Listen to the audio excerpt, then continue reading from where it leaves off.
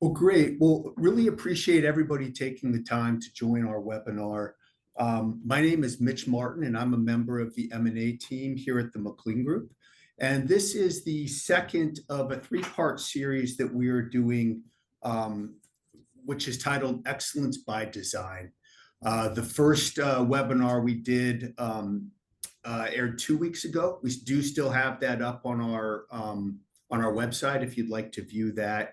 And then we do have one that will be airing on November 26th as well. And if you're registered for this webinar, you will be attending that as well. With that, I want to go ahead and kick off today's panel, which is Excellence by Design, Best Practices in Private Equity Deal Structuring. And I'm excited about this panel, and I think it complements really well the one we did a few weeks back. A few weeks ago, we had three just phenomenal entrepreneurs who started fantastic companies that were really doing important things, putting things in space, very important missions. Had great exits, and we were talking to them about best practices. Frankly, a good part of that conversation was on lessons learned, and if they were to do it again, what are some things that they would do differently? I think this session is very interesting in that, we've worked extensively with all three of our panelists, and I'll give them a chance to introduce themselves. They have built numerous platforms, kind of buy and build strategies that have been highly successful. And I think it's very fair to say all three sort of have a playbook, and they have very specific best practices and ways they go about doing this. And that's really what I'd love to dive into and hear, kind of going from concept through execution, how they drive value, how they build great companies. And when I say that, I think it's, we can talk about sort of financial returns and so forth, but I think in the sector we're all in, it's building sort of great companies that do fantastic sort of work for the national security establishment. And so I think when we talk about excellence, that's what we're talking about. So with that, I'd like to introduce our panelists. We've got Eric Wolking from Bluestone, Nat Fogg from Godspeed, and Josh Coonin from Sagewind. And I'd like to give each of them maybe a couple of minutes to introduce themselves and talk a little bit about their fund and the strategy of their fund. Maybe to kick it off, I'll ask Josh to start. Sure. Thank you, Mitch. Hi, everybody. I'm Josh Coonin, a principal of Sagewind Capital. Sagewind, if you don't know us, we're a New York-based private equity firm that focuses exclusively on government services and aerospace defense, and we currently have 6 investments in the space. One thing that I think differentiates us is our structure. We invest through separate special purpose vehicles rather than a traditional fund. And what we find is that this gives us maximum flexibility, so we can hold investments for the long term, structure partnerships creatively, and empower management teams to make decisions for that specific company rather than a portfolio of companies. While, of course, we always focus on organic growth as a key tenet, we also pursue strategic M&A. So buy and build thesis is definitely part of our strategy to accelerate scale and impact. And one thing we love a lot is focusing on government services and aerospace defense exclusively. Given the importance it has to our country and national security, it also allows us to work with really incredible people like founder owners, veterans, and other leaders in this space. So that's a little bit about us and why we invest in this space. And I want to say just, Mitch, thanks for having me. I'm looking forward to the conversation today as well. Absolutely. Absolutely. Thanks so much. Eric, you want to give a background and talk a bit about Bluestone? Sure. Thanks, Mitch. Appreciate the invitation. And Josh, thanks for that introduction. And, with Bluestone, we're an investor in the lower middle market side of the defense and government services sector. We've been investing in the space now for the last 13 years. And when John Allen and Bill Strang launched Bluestone, it was with the idea of bringing creative solutions to smaller businesses in the sector. And we've been very fortunate to be able to do that now in our history. We currently own 3 businesses. We've had 8 other platform companies that we've sold, and we've been able to generate great returns for Bluestone's LPs, but more importantly, for the executive teams that we've been able to work with. And, Mitch alluded to this earlier. We've worked with the McLean Group now on 2 prior transactions, both of which ended up being great successes for our fund. One was a company called Gap Solutions, and then more recently, we acquired a business called Altavia Consulting, is a bolt-on to CBeyond Data, which was one of the companies we exited earlier this year. And we feel like we've got a playbook now in some areas that we've been able to repeat. And as my partner John always likes to say, this is a large market in a small town, and so we're only as good as kind of our latest transactions, and really only as good as the relationships that we've been able to establish with the executive teams that we've worked with. And our executives today end up being a great source of referrals for us. And frankly, in the government services space, you have to provide kind of your past performance all the time on RFPs and proposals that you're working on. Bluestone ends up having to do the same thing. So we regularly introduce founders that we're talking to about a potential investment with other executives that we've worked with, really to discuss what it's like to work with Bluestone. And we like what we do. And, to a comment Josh made earlier, one of the things that we view that really differentiates Bluestone is we're really operators first. We've been in this sector exclusively now for, in many cases, our entire careers. And so we like to bring a little bit of that expertise to the businesses that we invest in. Yeah, that's perfect. Nat, maybe you want to talk a little about your background, Godspeed. I know you had a recent, we were talking before the panel got started, had a recent exit. Would love to hear a little bit. Sure. Well, thanks, Mitch, and glad to be here with my other fellow panelists, Josh and Eric. Thank you, and appreciate the McLean Group hosting this today. Obviously looking forward to the discussion. My name is Nat Fogg, and I'm a partner with Godspeed Capital.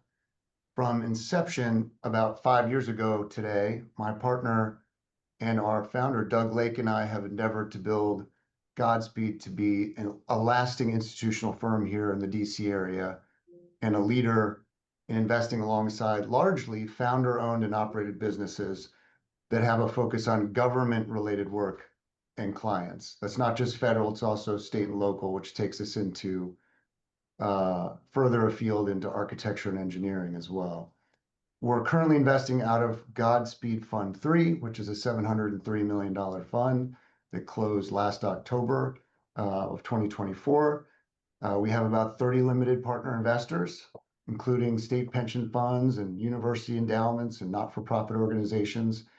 We've done 42 acquisitions to date across 11 platforms and have raised $1.1 billion in capital. As Mitch alluded to recently, we successfully exited our third and final platform from Fund 1, Silver Edge, to SAIC. Silver Edge was an intelligence community-focused buy and build strategy. We grew that over approximately 3 years and grew it to a nice scale and size with a number of add-on acquisitions, largely focused on the ODNI and the NSA customer. We view this as a very successful outcome for our people, for our leadership, and for obviously our investors, but also for SAIC, which I believe is their first acquisition in about 5 years. So we wish them well, both at the SAIC and Silver Edge, on their next endeavors. So we've got 5 remaining platforms in Fund 2 across various strategies, including another intelligence community-focused platform called Crimson Phoenix, which the McLean Group contributed to, a space and hypersonics and missile defense platform in Huntsville, Alabama called Oryx, which the McLean Group also contributed to, as well as a couple of engineering design platforms in the transportation market and an architectural healthcare strategy. With Fund 3, we now have closed 3 platforms, with a 4th closing tomorrow, another Langley customer-focused IC strategy. We have 9 investment professionals, a head of BD, and a CFO for a total of 11. We operate out of our offices in Georgetown at the Foundry Building.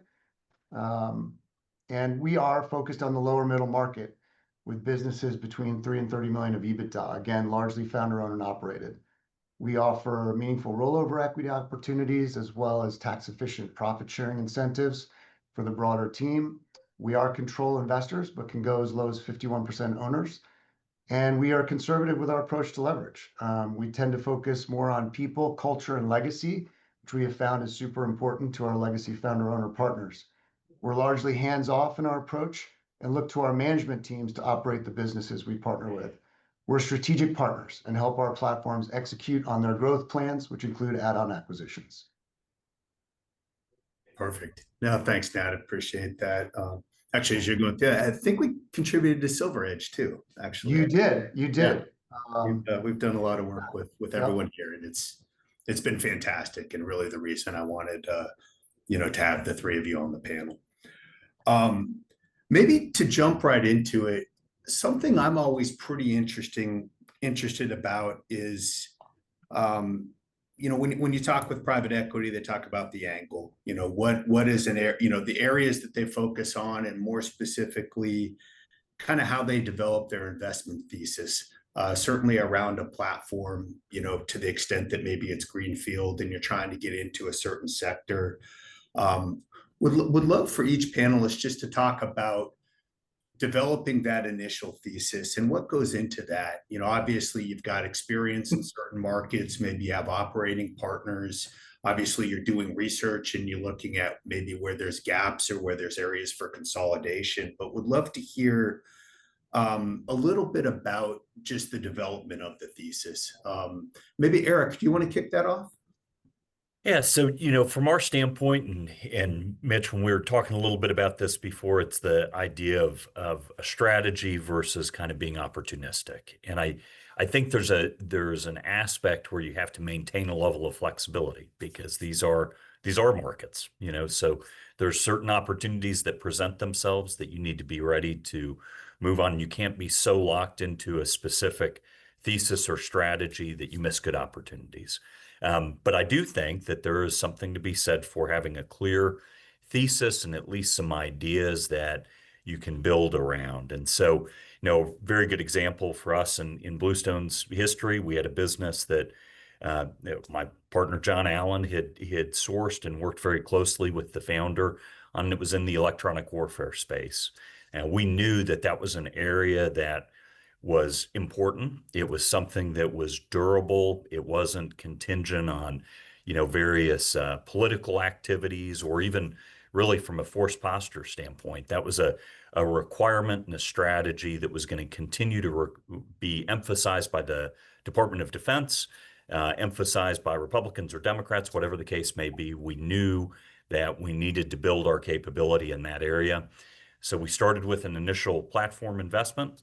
And over the course of a couple of years, we did a couple of bolt-ons. Our bolt-on strategy adjusted as mission requirements change, but the guiding principle was still there. In Bluestone's case, we don't tend to rely on kind of third-party research really to drive our strategy. We do a lot of this kind of thesis development within our own team and just in talking to whether it's our LPs or talking to other stakeholders in the sector that we know really to develop our theses and the ideas that we want to invest in. We have a couple of other theses that we've been working on, whether it's been in our prior funds or that we would say we're going to be investing in for Fund 4, Fund 5, or Fund 6, because we know they're durable, stable ideas that are going to continue to be important for our national security. Oh, fantastic. Maybe kind of same question. Nat, you mentioned obviously recently raised Fund 3, have a fair amount of capital to deploy. I know you're in different sectors, obviously. A&E, you talked about sort of the government sector. Maybe talk a little bit about that. And also as you think about maybe swim lanes, obviously making investments in multiple platforms, but making sure that there is an unintentional overlap or conflicts. Yeah, sure. I mean, in general, we have developed an internal sense and thesis for the market sectors we believe are well positioned for growth. And we focus on anything that's government related. We're agnostic. As long as there's some link to government, whether it's federal, state, or local, or regulated in some way. We love the backlog dynamics that are associated with that. Like in the defense and government markets, we focus on for our federal focused strategies. We look for companies that are performing mission-oriented work that is presumably more sticky and not as easily replaced. And I guess not to mention largely insulated against a government shutdown. Whether we were lucky or just, didn't want to invest in this space at the time because we weren't seeing the right opportunities, we did not invest in a lot of federal civil agency businesses. We invested in a lot more kind of, special operations, intelligence community focused strategies for our federal investment strategies. And it just turned out that because they were mission oriented, they're having a better time navigating this shutdown. Obviously, if it continues to go on, that's going to impact everybody. I mean, even the CIA has told our CEO Ross at Crimson Phoenix to prepare for 3 months of this. So, I hope our fellow, elected officials get their act together soon because it's hurting our business. But relative to our broader, what I call social infrastructure strategies, which takes us into that architecture, engineering, consulting, or more state and local strategies, we look for high-end professional services firms performing in well-funded sectors like transportation infrastructure. We have terrible transportation infrastructure. Whether you're, Republican or Democrat, you can appreciate in our sector, if you're investing in this space, the IIJA, Biden's stimulus bill for infrastructure spending has been a great boon. And we have a thesis that the South is rising. There are a lot of states that are just very amenable to growth. And so we've focused our strategies geographically in those areas, and it's been largely successful. That's fantastic. And Josh, would love to hear kind of your view of developing that thesis and where to invest. And I'd be curious, during the introduction, you talked about the fund structure being a little bit different than a traditional dedicated fund, and if that plays at all into the thesis and the development. Yeah, sure, Mitch. Thanks. So because we focus exclusively in government services and aerospace and defense, we start with that defined sector when building a thesis. So it helps us kind of see the white space and emerging demand signals early, because that's all we focus in. When we're starting to build our theses, we really look to the budget, and we do a lot of listening to our portfolio companies, what they're seeing in the industry, listening to other industry executives, customers who we get to speak to, and other advisors to kind of see what are the pain points and what are the missions that either budgetary or other political demands are focusing on. And a little bit to what Nat was referencing, if there's one thing that's become really clear with DOGE and the recent government shutdown, is that being closer to the mission is the better. So I think as we have built our theses and our portfolio, by luck or by design, we have businesses that are very close to the mission, and providing missions critical services is really what differentiates companies in today's market. So once we kind of identify those pockets and those areas that we're really interested in, it really becomes a lot about the people. At the core, we're backers of people, whether founder owners or management teams who have a vision for the next chapter. We really look to help through capital, resources, network, bring those teams and those founder owners to the next chapter. I'd say as it relates to our strategy, it allows us to be really opportunistic. So we can make these kind of theses internally and through discussion, but it also allows us to react, I think, very quickly and act on an opportunity that presents itself that could be square within our thesis that we already had by design or adjacent to. And we've seen that in several examples across our portfolio, whether it's through our buy and build theses of having an intentional purpose-built portfolio company through 4, 5, 6 add-on acquisitions at a time, or by being opportunistic and meeting founder owners and being able to kind of move within, a month to get to the table and understand kind of what they're seeing for their next chapter. No, that's great. And you brought up, maybe as a follow-on question, you brought up leadership, which is obviously at the core of any kind of growth strategy. Can you talk a little bit about how you think about that? Obviously you're evaluating a company. Obviously, you're looking at the existing team in place. It might be that you already have an operating partner that you've kind of backed, but maybe talk a little bit about how you think about that leadership team and bringing in the right people, and then maybe a little bit about incentives. Sure, I'm happy to start. So like I just mentioned, people are central to our thesis and the success of any portfolio company we're partnering with. So for that reason, we never really go into an investment with a predetermined view of what needs to happen to leadership. Instead, we like to work very closely with the existing team, whether it's during diligence or shortly after post-close, to understand their goals. Is the founder owner looking to continue with the business and stay involved? Are they looking to have a successor that they already have identified within the business? Or are they looking to step away completely? If it's not a founder owner, is the management team energized for the next chapter to take the next bite at the apple? Or what does the dynamic look like? So that matters a lot in how we shape and build the partnership to execute on this thesis.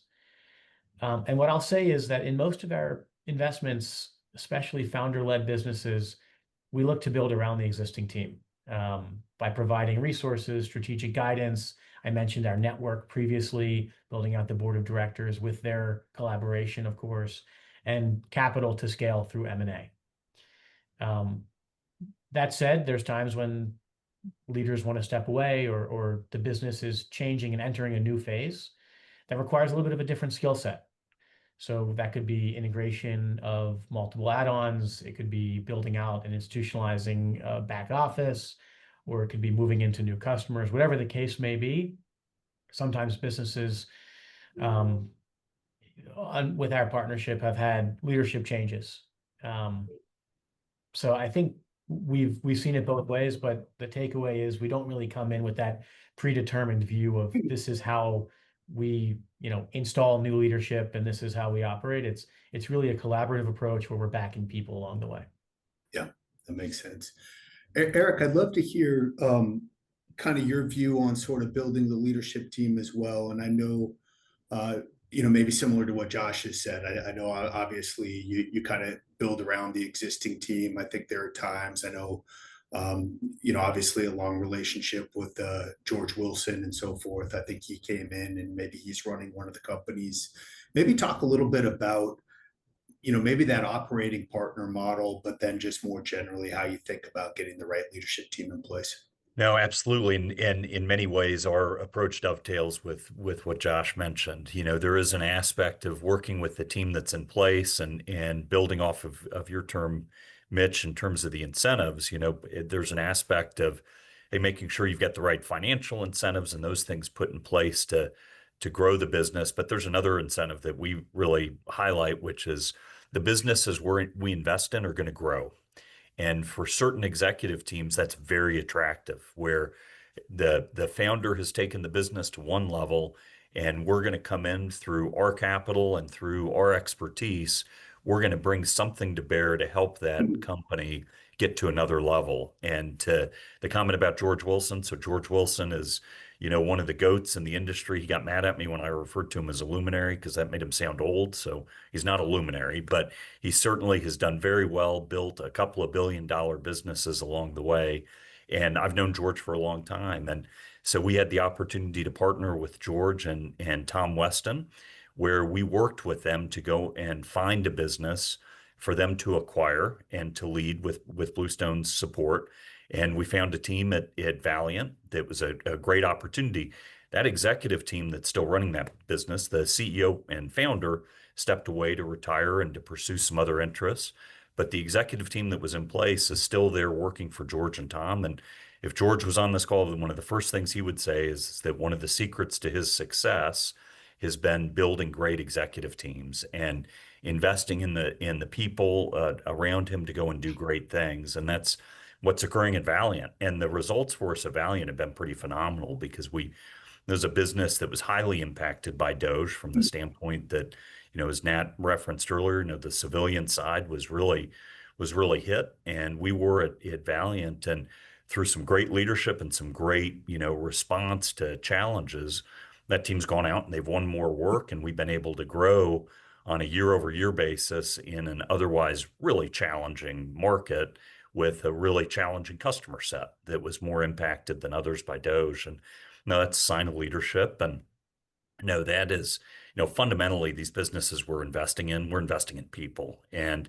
we have to understand that as a private equity group too, where, what's going to drive the success of our businesses going to be the people that are there leading them. And, that's a big part of our philosophy here, that we want to empower those leaders to be able to do great things. And what where necessary, we will bring in talent to help. And, as you're growing businesses, there's other, resources that you need along the way. And that's certainly something that, we stand at the ready to provide and to be able to leverage in terms of our network to help our portfolio companies. Yeah, absolutely. That's good. And Nat, I'd be curious, maybe same question, but one thing that we've seen in opportunities for companies that are maybe selling to private equity, especially maybe for leadership, folks in leadership positions, or maybe that next level down that are earlier in their career, is to build a relationship with the private equity group. And I think we've seen that where, you find great people, you do what you can to build that relationship throughout their career. So we have seen folks, be with a platform at one stage and then maybe come back and be a leader in the next fund, things like that. Would love to get your just general view on kind of bringing in leadership, but also identifying sort of those exceptional folks that you'd like to have that long-term relationship with throughout multiple portfolio companies. Yeah, no, appreciate that. And I think a good example of that is our fund to intelligence community platform, Crimson Phoenix, where we backed a previous relationship of ours, Ross O'Rourke, who had already had a successful PE exit and familiarity with my partner Doug and his former firm. And so we brought him in at inception. And Crimson Phoenix, is a buy and build strategy focused on largely in the Langley customer, SOCOM, and now National Geospatial Intelligence Agency. But we brought in an outside leader, CEO at inception, Ross. Ross, as I mentioned, had already had a successful PE exit under his belt and was an experienced leader and entrepreneur in his own right. So he was very familiar with day one with how to work with a PE owner such as ourselves. He's been fantastic, and he's assembled a Class A leadership and growth team. He was able to corral all of the legacy founder owners, including Tommy Seaford from Seaford Consulting, Mitch, that you showed us and we acquired into the platform. He's been phenomenal. He's got a badge and walks the halls. He's just been fantastic for us, and he's billable, which is great. But Ross also has his own skin in the game. And we also have incentivized him and our leadership team with meaningful profits interest awards, which are on a tax efficient basis. The team is empowered to run the business. We do not show up at the office unless we're invited, and we're not offended if we're not. Everyone's aligned with where we're headed. It's a wonderful thing. And I credit Ross with helping to set the culture and recommend the right levels of incentives. Often with these lower middle market buy and build strategies, you tend to have ownership concentrated with one individual who manages his or her business to a dividend. at the end of the year, as opposed to, say, reinvesting that profit for growth. He would rather do QuickBooks himself in his basement than hire an expensive CFO, for example. With Ross, he was coming in already knowing that playbook, so we were able to hit the ground running that much faster. Maybe on a related note, and that's a great segue, talking about the playbook, I think most private equity firms, sort of claim to have one, and I think most do, where there's a series of steps that they're going to take to sort of build value. I think a lot of that happens right out of the gate during the transition. Maybe Nat, maybe you could talk a little bit about kind of the Godspeed playbook and what are the repeatable steps that you would do with each of your portfolio companies, and maybe also to the extent that that's a little bit different, maybe across the A&E portfolio versus an intelligence portfolio. Yeah, I think there's different stages of the playbook, right? There's a playbook which you think could be more successful than others in terms of convincing entrepreneurs to partner with you and then executing on their transaction. So there's that side of the playbook value chain. And then there's the post-closing side and the preparations to closing and setting your platform up for success. I think I'll talk a little bit about that portion of the value chain just for interest of time. I mean, look, no one has a crystal ball and things don't always go the way you plan, but for sure, there are things that we have learned over the years of doing deals that can put us in a better position to be more nimble, more flexible when needed, and able to take advantage of opportunities when they present themselves. I mean, at a high level, as investors in the lower middle market, as I mentioned, the businesses we are partnering with are largely founder-owned and operated, with ownership concentrated in one or two individuals at the top. I mean, of the 42 deals we've done in the past 5 years, only 3 were touched by private equity. So we found that for founder owners of these businesses, getting top dollar, while important, is not the only thing that matters to them. We focus a lot, therefore, on protecting their legacy, taking care of their people, and maintaining the culture that they have worked hard to build. We find while this approach may not win every deal, it goes a long way to earning their trust. So starting off the partnership in the right way, not moving too fast to integrate just for the sake of integration, focusing on the things that are important, like back of the curtain type stuff, integrating financials across the platform to get that visibility, not changing people's benefits or pay. I mean, I was in the Navy, and the worst thing you can do as a junior officer is try to change their pay or their benefits or their chow. So, I think it's the right way to do things out of the gate. I'd say ensuring you have a strong CFO in place at the platform level at closing.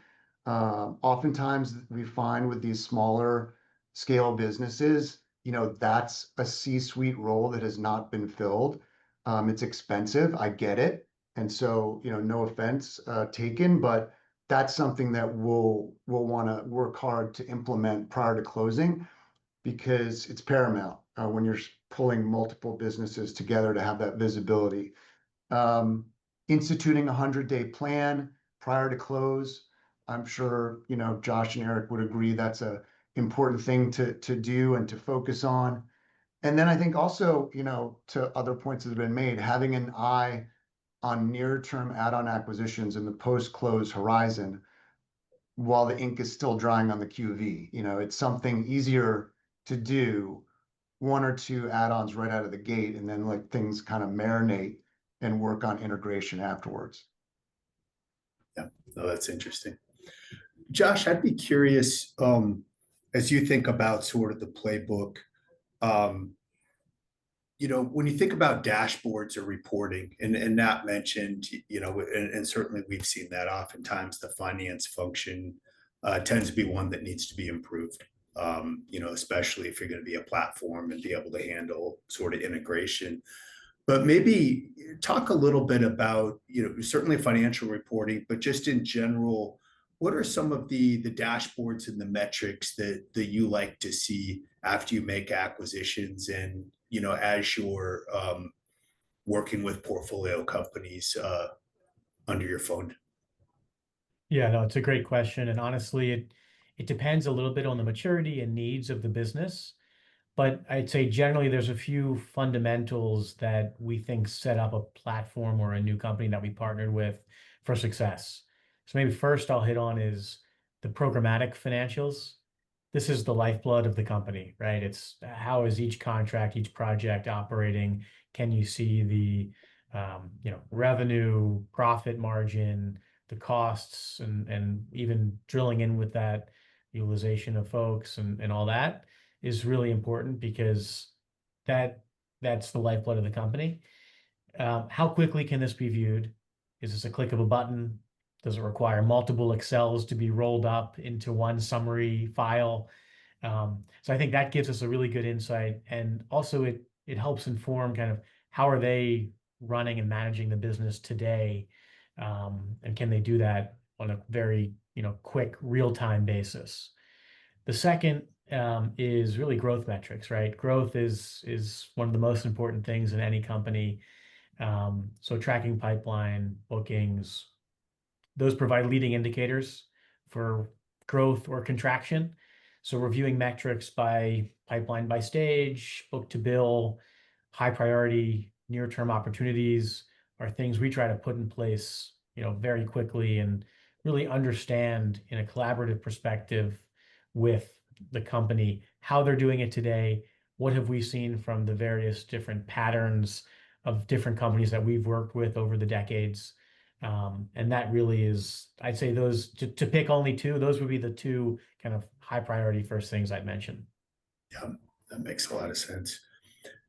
Maybe kind of related to the discussion, but Eric, maybe talk about kind of specifically that 100-day plan that Nat alluded to. Talk about kind of, and I know it's going to be sort of case specific, but generally speaking, what goes into that? And then maybe as a follow-on question, I'd be curious, what have you seen, maybe mistakes that you've seen with companies that, either try to move too fast or too slow post-close and dealing with some of these integration issues?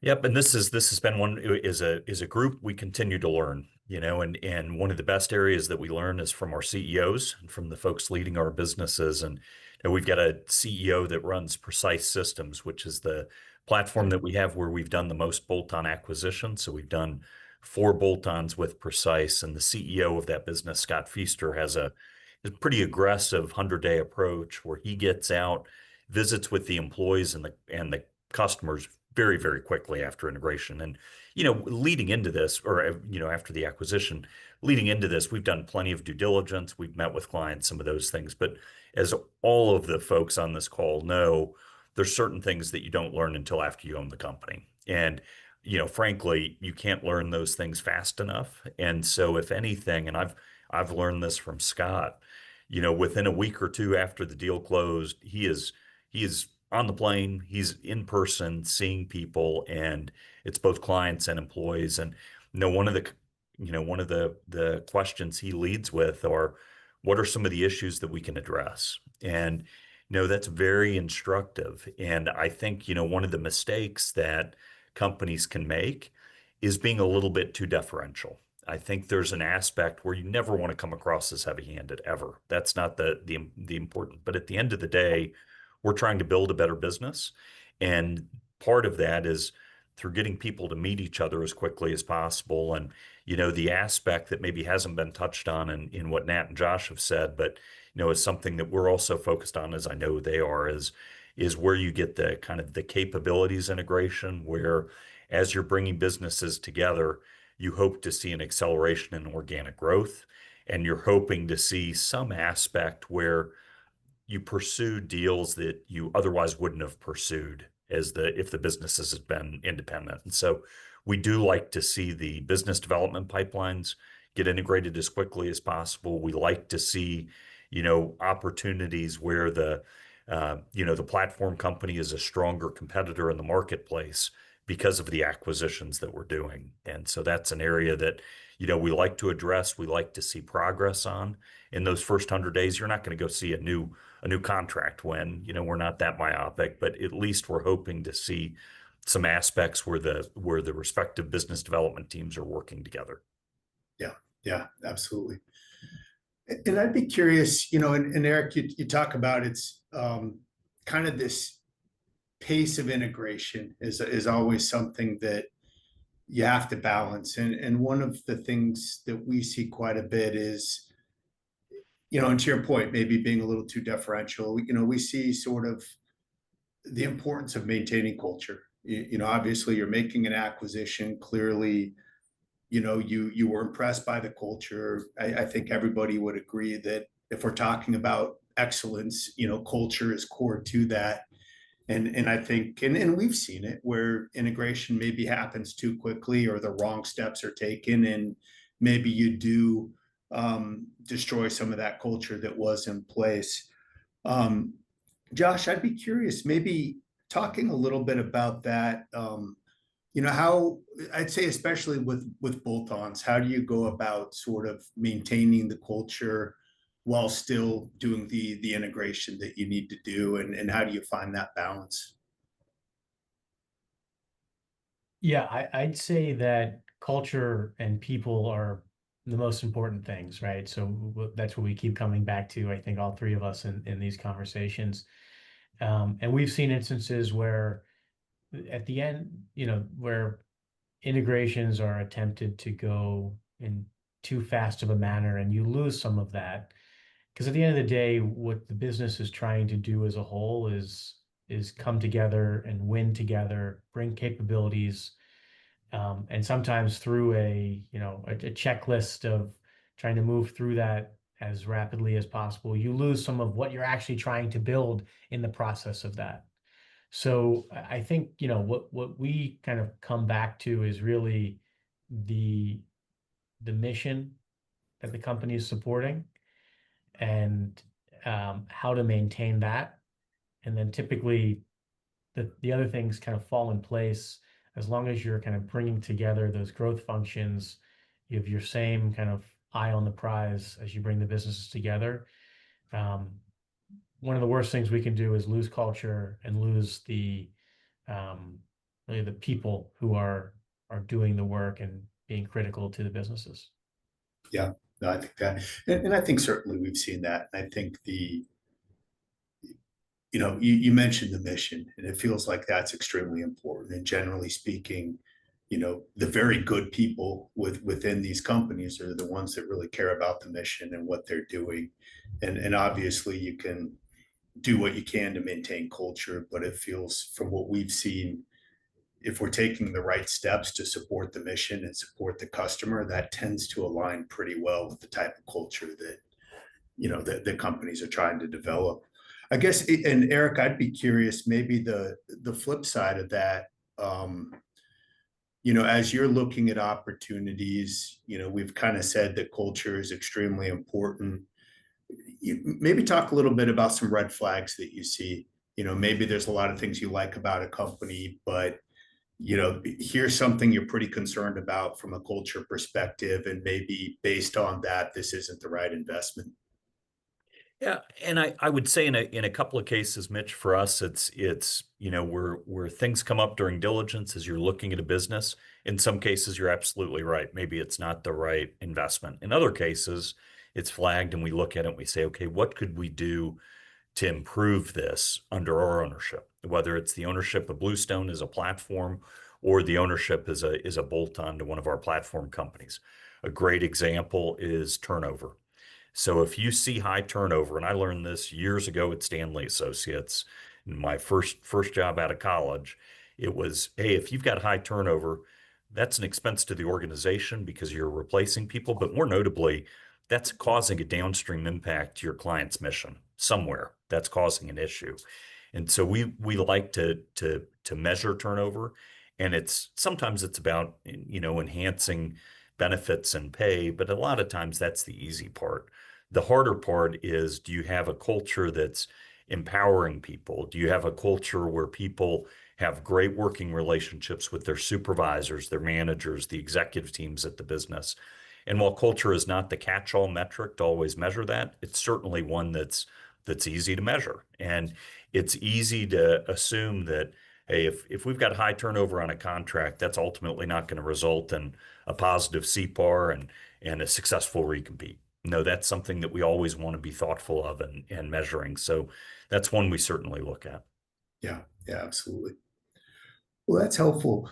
Maybe, and I'm mindful of time a little bit, but as we maybe getting back to the playbook a little bit, and we always talk about lessons learned and continuous improvement. But as we think about systematizing success, Nat, I'd be curious, and I'd love to get feedback from everyone on the panel. But how do you capture lessons learned within your portfolio?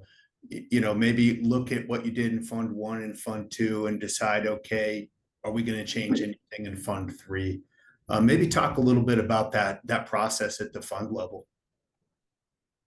Sure. I mean, we've only been around a little less than 5 years, but we've all had our own prior lives. So we've done a lot of deals in the space and have been around, my partner and Doug, this space for a long time. So we have and we've developed an internal knowledge database where we store all of our templates, our presentations, our IC memos, our 100-day plans, our board and strategy decks and materials. It's very well organized and easy to navigate, and it's a repeat process every time, even though it may be painstaking at sometimes. It's easy to navigate. We've been updating it since inception, and we reach back to these resources and reflect upon them as we embark on new strategies. This sort of easily navigable, approachable, and repeatable process allows us to take the best learnings, both the good and the not so good, and apply them to our investment strategies. I mean, one thing that I think, I don't know if it's changed, but, I just remember kind of like 10, 15 years ago in private equity and getting involved in the defense space. And, people would hold these investments for a long time, in many cases. And I just find that like these younger founder owners, who are going to stick around and be CEOs and are rolling over to the tune of 20 to 40% along with their people, they don't want to stick around for 10 years. Like, they want a payday just as much as we do. And if in 3 or 4 years we think we've achieved the growth objectives that we have set out to achieve, like, we don't get married to this. It's like, hey, we'll serve it up to the next larger private equity fund or strategic and let them get a third bite at the apple. So, I mean, I think there's a lot of things we've learned, in more recent times that we've integrated into that kind of learnings cycle. Yeah, yeah. Josh, maybe same question when you talk about sort of capturing best practices and bringing those to new investments. Do you have a process within Sagewind? Yeah, sure. I mean, we're always trying to learn from both our successes and our mistakes. So we actively encourage collaboration across our portfolio. For example, if all of our CTOs are navigating AI tools, why not share what's working across all of their companies and what's not? Same goes for CFOs, CGOs, CISOs, and the list goes on. To help facilitate this, one thing that we do, which I think is a little unique, is we host an annual symposium, not with our investors, but with our portfolio companies and their executives who come together. We organize relevant content, bring in outside experts, and hold breakout sessions by functional area. And it's been a great way to share these lessons learned in real time directly from executive to executive, build relationships and strengthen the collective capabilities across our portfolio. So we found that to be very successful and something that's helped make these lessons learned pervasive throughout the portfolio. Yeah, yeah. Eric, maybe same question, because I think it's an important one.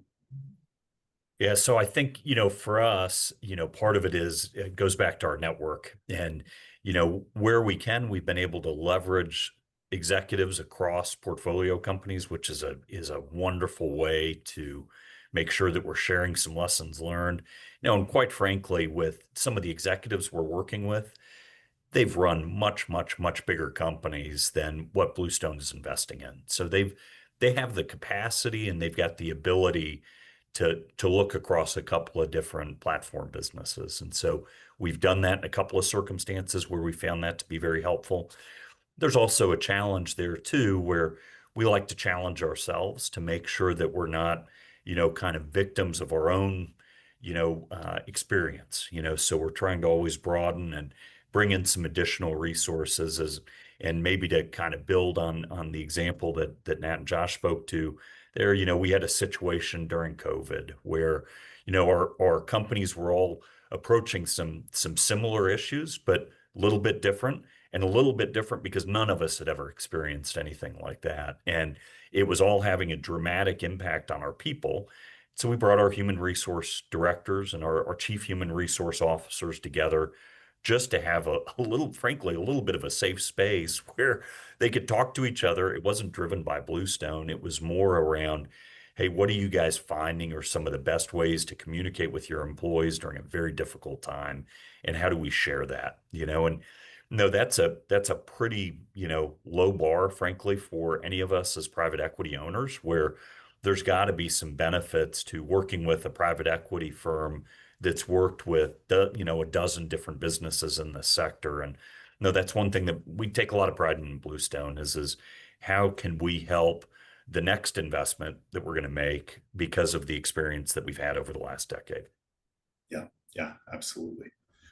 Well, I think this has been a fantastic discussion, and I know we're coming up on time here. Maybe a final question for the group, a bit of a catch-all, and I'll start with Nat. But if you had to give one piece of advice to a founder or an executive who is considering a private equity partnership, what would that be? Be careful with whom you partner. Private equity can sometimes be a long journey, and if you don't like your new partner and they don't like you, it's not going to work. So make sure to spend time together up front while you're courting each other's relationships so that you make an informed decision. Yeah, that's a great one.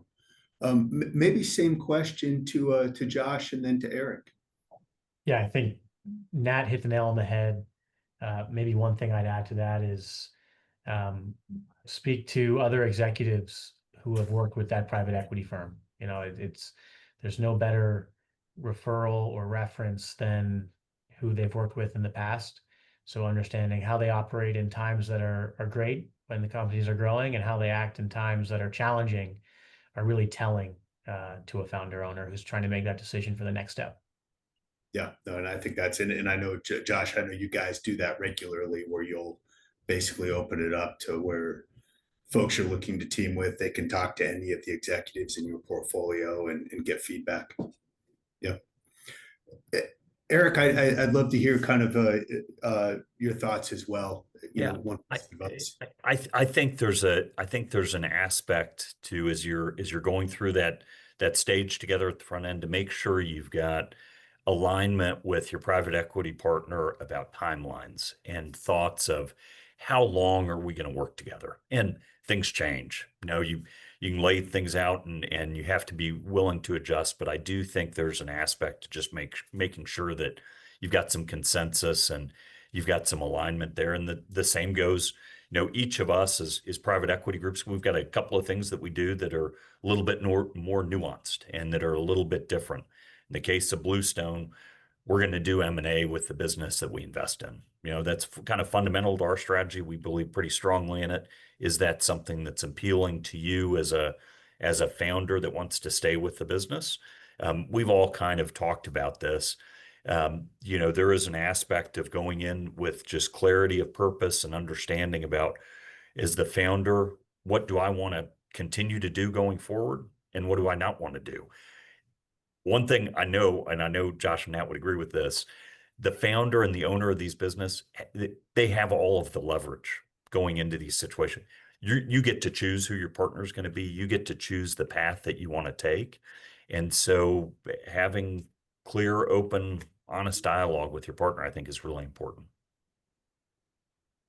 Yeah, no, I think that's a great comment. And to the question, I will say again, the McLean Group, we've done work with all of your funds and with you guys individually. And I will say we've had nothing but very positive feedback from our clients. So certainly appreciate that. I think we're coming up on time. Again, I think this has been a fantastic discussion. I'll leave it. Any kind of final questions for the viewers before we wrap up, or any final comments? I guess one that I would say, I find that, a conversation we regularly have to address is what are the benefits of working with private equity, okay, Yep. irrespective of whether it's Bluestone or someone else. And I think what you've heard from Josh and Nat, myself here, is that we're every bit as committed to staying in this sector. And we believe very strongly in the missions that we support. There's a lot of different flavors of private equity out there. I do think there's a absolute benefit to working with private equity groups who understand the sector and have been in the space. And we joke about this all the time at Bluestone. We speak acronym too, and that makes some of the dialogue a whole lot easier. Absolutely. Well, thank you so much. Really appreciate everyone who logged in to participate in the conversation. A reminder, we do have November 26th. We will have our third panel in the Excellence by Design series. If you're attending this, you are already registered for that. And, we hope to see you at that time. I want to again thank the panelists. This has been fantastic.